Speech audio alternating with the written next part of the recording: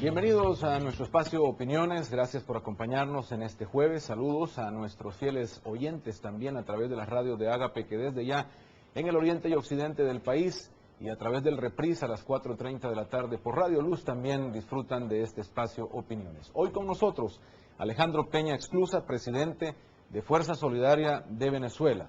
Bienvenido, gracias por acompañarnos, un gusto tenerlo en nuestro programa. Encantado de estar en el programa. Los datos dicen que Fuerza Solidaria en el país se ha convertido en la tercera fuerza política, porque ha invertido en publicidad o en la campaña, incluso más que los partidos pequeños después de Arena y FMLN.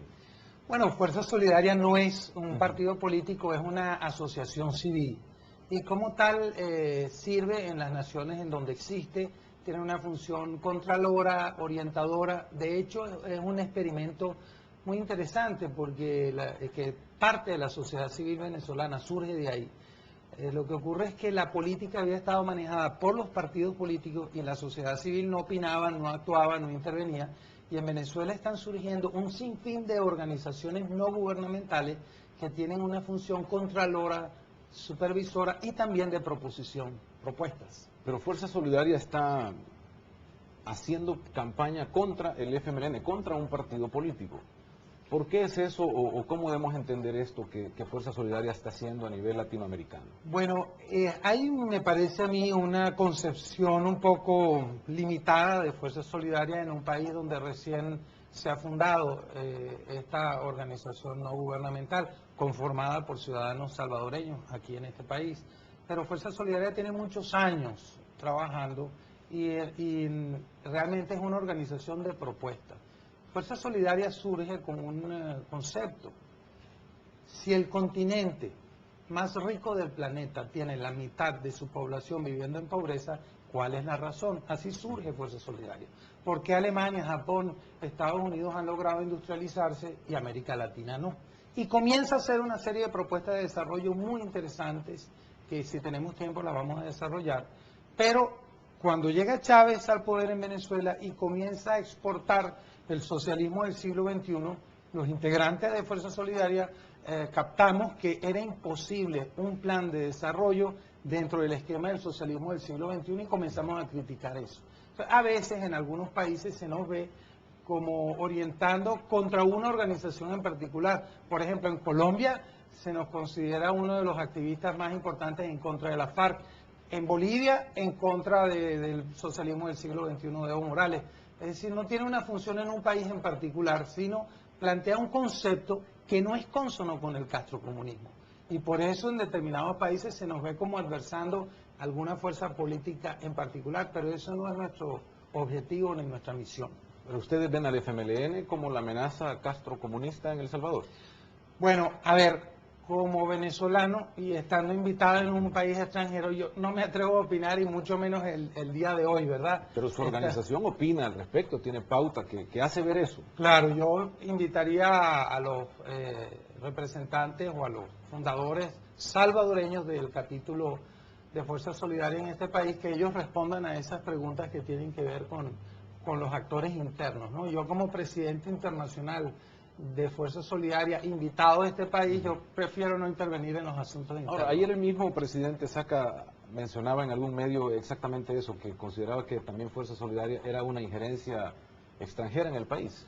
Bueno, él dijo otra cosa, dijo que las normas que se aplican a la no intervención extranjera también se aplican a Fuerza Solidaria y yo coincido en eso plenamente con el presidente Saca. Lo que ocurre es que Fuerza Solidaria está conformado por ciudadanos salvadoreños que sí tienen como ciudadanos de este país todo el derecho a intervenir. Yo, en cambio, como venezolano, no puedo ni debo ni ¿No asume responsabilidad usted sobre Fuerza Solidaria salvadoreña o cómo entender, no como jefe, pues, sino como responsable de la propagación del concepto de Fuerza Solidaria, no asume responsabilidad sobre Fuerza Solidaria y sus conceptos en El Salvador? A ver, Fuerza Solidaria funciona como una plataforma internacional que tiene unos planteamientos ideológicos y filosóficos y sobre todo programáticos. Los ciudadanos de otros países que deciden asumir el planteamiento de la Fuerza Solidaria, nosotros le damos la autorización y la asesoría, pero ya cada capítulo comienza a intervenir en los asuntos de su país de acuerdo con los planteamientos que rigen en ese momento y la coyuntura en su país. El manejo que se ha hecho acá, para usted, ¿qué opinión tiene? Porque en algún momento se manejó casi como una organización fantasma.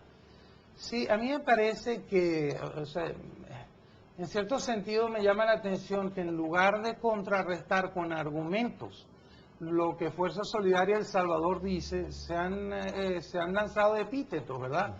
Por ejemplo, se dice organización fantasma. Caramba, basta revisar nuestra página web fuerzasolidaria.org para darse cuenta que estamos funcionando desde hace muchos años en varios países de la región. Tenemos videos, documentos, libros. ¿Cómo decir que es fantasma? Luego se ha hablado, por ejemplo, de guerra sucia. En lugar de decir, no, lo que dice Fuerza Solidaria sobre este y este punto es mentira por esto y esto y esto, o es verdad. Es decir, a mí me hubiese gustado que hubiese habido más bien un debate serio sobre los planteamientos que hace Fuerza Solidaria. No solo las denuncias, sino también las propuestas, que son interesantísimas. Tienen una demanda del FMLN en el Tribunal Electoral desde noviembre por lo que llaman guerra sucia o campaña sucia. ¿Qué piensa usted al respecto? Bueno, a mí me parece que la guerra sucia, primero, es anónima y segundo, está basado en la mentira, visto desde afuera y sin intervenir en los asuntos aquí. Así que a mí me parece que una organización que tiene un nombre, que tiene representación, gente con nombre y apellido por detrás y que está fundamentando lo que dice, no puede denominarse eso guerra sucia. No acepta ninguna de esas acusaciones. Bueno, digamos, no es que no acepte, sino que no me parecen serias. O sea, a mí me parece que en la democracia moderna lo importante es el debate con argumentos. Entonces, si existe una ONG, Fuerza Solidaria o cualquiera, que hace un planteamiento, me parece un poco infantil decir, guerra sucia. Lo que hay que hacer es decir, mire, este planteamiento que está haciendo esta ONG es verdadero o es falso por tales y tales y tales argumentos. Claro, si una persona no tiene argumentos para rebatir, entonces comienza a descalificar al mensajero en lugar de analizar el mensaje. Estos mensajes y esta inversión que hace Fuerza Solidaria en medio de la campaña, entendemos, como usted lo ha dicho, como está en su página web, es una lucha contra los conceptos que le parecen cubano-comunistas o la expansión de Hugo Chávez en América Latina, etcétera. Pero ¿qué opinión le merece que a pesar de esa cantidad de inversión, las encuestas sigan revelando, en el caso del país, que la gente podría aprobar un concepto socialista o un cambio de gobierno? Bueno, en realidad Chávez llegó legítimamente al poder con la mayoría de los votos de los venezolanos. Evo Morales también llegó legítimamente al poder con la mayoría de los votos de los bolivianos, igualmente con Rafael Correa. Pero después se sufren las consecuencias, ¿verdad? Lo que ocurre, en mi opinión, es que justamente como decía al principio, tenemos un problema de fondo. Un continente que es el más rico del planeta, con un porcentaje de la población viviendo en pobreza, y la gente se cansa de los partidos tradicionales y decide probar algo nuevo, un cambio. Y resulta que no necesariamente en el caso de Venezuela, Bolivia y Ecuador, el cambio resuelve los problemas, al contrario, impulsa un modelo totalitario como el que estamos viviendo nosotros en Venezuela. El socialismo del siglo XXI. Así es. Incluye hemisféricamente todo un desarrollo. Sí. ¿Ve El Salvador en medio de eso, aun cuando se ha dicho que no es esa la intención del FMLN? Bueno, yo lo que sé es que Chávez está impulsando su modelo y lo está financiando y hay pruebas.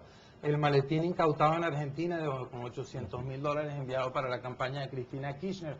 La injerencia extranjera, por ejemplo, en Perú, a través de las casas del ALBA o de Bolivia, o el financiamiento abierto que se le ha dado a López Obrador en México. Es decir, hay un modelo de socialismo del siglo XXI que en realidad es una mampara para encubrir el comunismo del siglo XX y que desde Venezuela y utilizando los petrodólares se está expandiendo por la región. Ahora,